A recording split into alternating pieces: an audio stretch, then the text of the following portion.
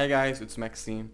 So, in my last video I touched on the topic of my fear of being seen, how it's been like a huge struggle for me, if not the biggest struggle of my life. Then I thought about making a video explaining what I'm doing to overcome that fear, but since there's so much content on that topic already, so many videos, so many books, and thank God for all of them, because sometimes you need to hear the same message over and over again for it to stick, or you need to hear it from a different perspective.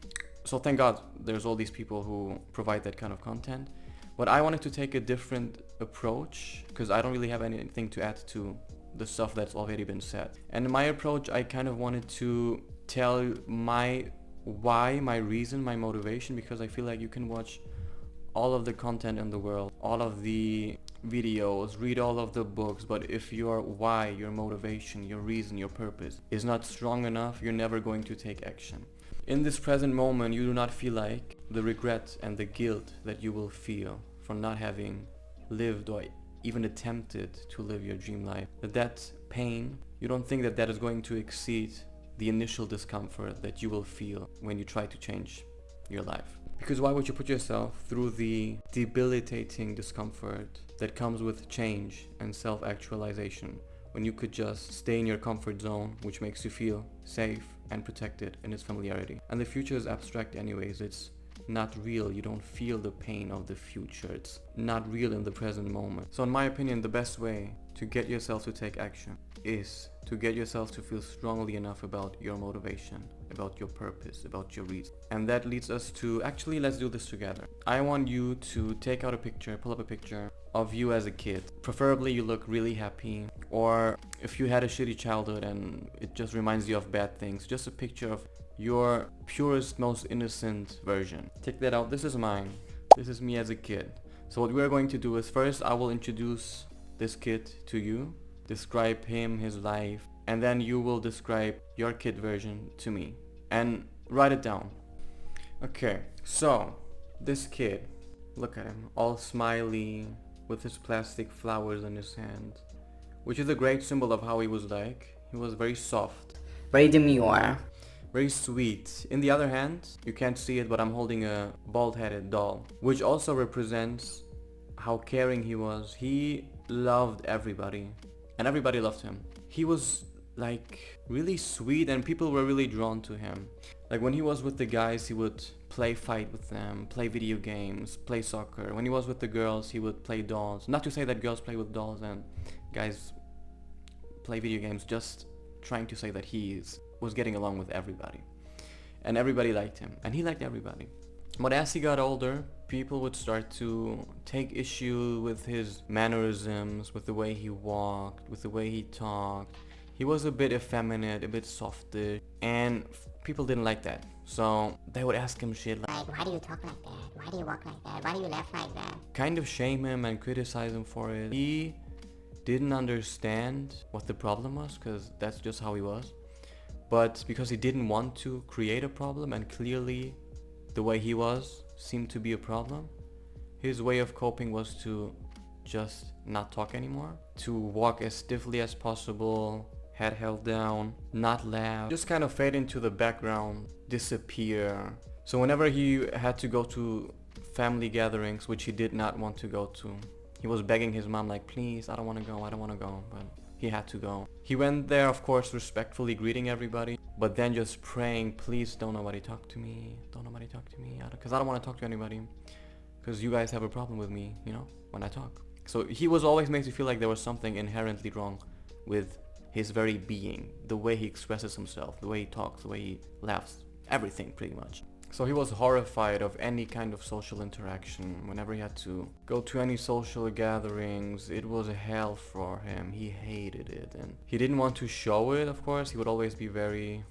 cold, but as soon as he was at home alone, he would lock himself in the bathroom, just bash his head into the ground, thinking in his mind, if I just do it hard enough, everything will go black and all of this shit will end. Like, I don't have to go through this anymore. But of course, it didn't work, so he lived, and he kept it up. He suppressed his emotions, he suppressed his feelings, his desires, his aspirations, his dreams, everything to please the people around him. Then he was old enough to go to college, which was expected of him. He went to college, his environment changed, he moved to a different city, and now he didn't really have to act or put on the performance that he did for the environment he was living in. However, he didn't have his own personality, he didn't develop his own personality, so he just continued to stay the way he was. But now in this new environment, being the way he wasn't going to get praised for it. It was boring. So he started drinking. And whenever he drank, he would turn crazy, but in a good way. Like, he'd become more open, he would talk to people, very extroverted, completely different than who he was when he was sober. He was enjoying himself, he was drinking, he was getting to know people. He was pretty much relying on the alcohol. So he would drink constantly. Whenever there was any kind of social interaction, he would drink. Drink. But the problem was, once he was sober, there's not just the normal hangover, but also an emotional hangover. So he would feel like absolute shit. Like, his mental health was on the decline. At this point, he was exhausted. He was sick and tired of life. In his mind, there was just no way out of it. He made some preparations. He wanted to, but he didn't do it. He didn't pull through.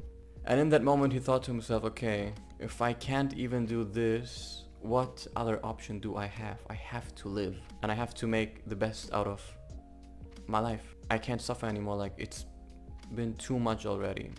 So then he tried to get some help, and he was diagnosed by a psychiatrist with avoidant personality disorder. And that's when he kind of started to understand why he was the way he was. So I'm telling you all of this to ask, did this boy deserve that kind of life? A life in which he was just suffering the whole way through. Did that boy deserve that kind of life? No, he did not. Because he was a good boy. He deserved a good life. He deserves to feel safe. He deserves to feel protected. He deserves to feel loved.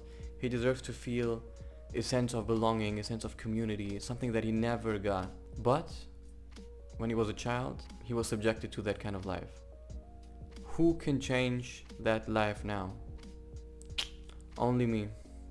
Only I can do that, and I can only do that if I take responsibility and accountability for my own life. Because now it's my responsibility to give this kid the life he deserved. This kid is my motivation, and I like to talk about this kid as like third person, because a lot of times we care more about other people than we care about ourselves. So if I just thought of this kid as myself, I would not be this emotionally invested, unfortunately. But because I see him as my kid, you know how moms are when they could be dying, but they will still put their child first. They will still want the best for their child. And I'm doing the same thing with this kiddo. Like, I feel like this is my child, this is my baby, and I have a responsibility to give him the life that he deserves, because this kid could not have gone all of his life suffering. He deserves better. And what kind of world am I perpetuating, or are we perpetuating, in which the good kids suffer and the bad kids do well? That makes us a part of the problem. That's on us, and I don't want to be a part of the problem. So what I would like you to do now is to describe your kid version. Tell me all about their life, and what kind of dreams did that kid version have? What did that kid version of you envision for himself? And who do you need to become as a person to give that life to your child? Because this is your baby now. This is your baby. It's your responsibility. You need to take accountability. You have to take care of this kid.